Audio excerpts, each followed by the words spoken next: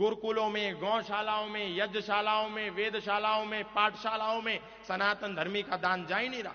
केवल मठों में, मंदिर बनाने में। आज दुनिया का सबसे बड़ा मंदिर बना लिया, दुनिया का सबसे बड़ा जो है सोने का मंदिर बना लिया, चांदी का मंदिर बना लिया। इससे धर्म नहीं बचेगा, मंदिरों के बचाने से धर्म नहीं बचेगा।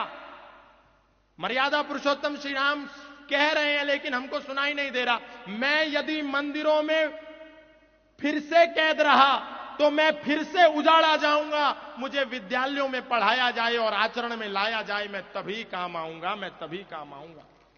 आचरण में जब तक मर्यादा पुरुषोत्तम श्री राम की शिक्षा नहीं लाई जाएगी, आप सोच करके देखिए, एक समय था जब 5 गांव में एक मंदिर हुआ करता था,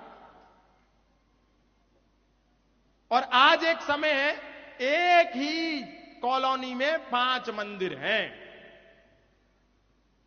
अब बताइए, लेकिन यदि मंदिरों की संख्या के बढ़ने से ही धर्म के बढ़ने और घटने का तात्पर्य होता, तो इन वर्षों में जब मंदिरों की संख्या बढ़ती जा रही है, तीर्थों की संख्या बढ़ती जा रही है, यात्राओं की संख्या बढ़ती जा रही है, पूजा की संख्या बढ़ती जा रही है, गंगा स्नानों की संख्या बढ़ती जा रही है, केदारनाथ पे जाने वालों की संख्या बढ़ती जा रही है, वृंदावन में भोग लगाने वालों की संख्या बढ़ती जा रही है, तो इसके साथ साथ कोर्ट और कचहरी में बढ़ने वाले केस भी तो कम होने चाहिए थे, मुकदमेबाजी भी कम होने चाहिए थी, लूटपाट कम होनी चाहिए थी, चोरी चकारी कम होनी चाहिए थी, लेकिन नहीं हुई। इसका मतलब धर्म का सीधा तात्पर्य केवल मंदिर से नहीं है, मंदिर से है, लेकिन तब है जब मंदिर में बैठ करके हम केवल घंटी ना बजाएं और आरती करके घर पे ना आ जाएं कि बस गीता महारानी नमो नमः इतना ही हो गया, बस हम ज्यादा पढ़ने वाले नहीं है।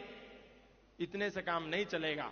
मंदिर का वास्तविक जो उद्देश्य था कि योगेश्वर भगवान श्री कृष्ण का मंदिर है तो हम वहां जाकर के भगवत गीता को पढ़ें, मर्यादा पुरुषोत्तम श्री राम का मंदिर है तो हम वहां जाकर के संगठित हो करके हम वाल्मीकि जी की रामायण को पढ़ें, यह उद्देश्य था। यह उद्देश्य नहीं था कि नवरात्रि आएगी तो हम नाचेंगे, गाएंगे फिल्मी गीतों पर और मौज मस्ती करेंगे। आज हम सनातनी ने अपने हर पर्व को नाच गाने का पर्व बना लिया।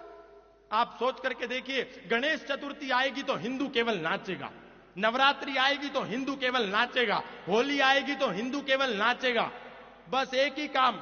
कभी ऐसा हुआ कि नवरात्रि आई तो हमने नव दुर्गा के श्रेष्ठ चरित्र को पढ़ाओ, इतिहास को पढ़ाओ, अपनी बेटियों को पढ़ाया हो? कभी नवरात्रि आई हो तो हमने अपनी बेटियों के आत्मरक्षा का कोई शिविर लगाया हो? नहीं। केवल हिंदू एक ही बात तक सीमित रह गया, नाचो नाचो नाचो, हर पर्व में नाचो।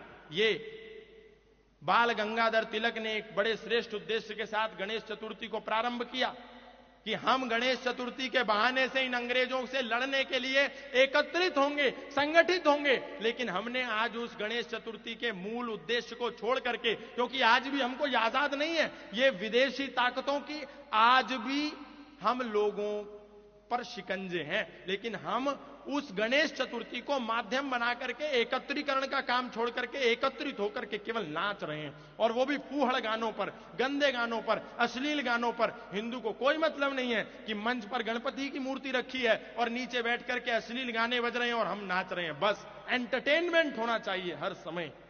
ये उद्देश्य जब तक हमारे धार्मिक पर्वों का हम बना करके रख देंगे तो भला बाहर वाला आकर के हमारा कैसे सम्मान करेगा?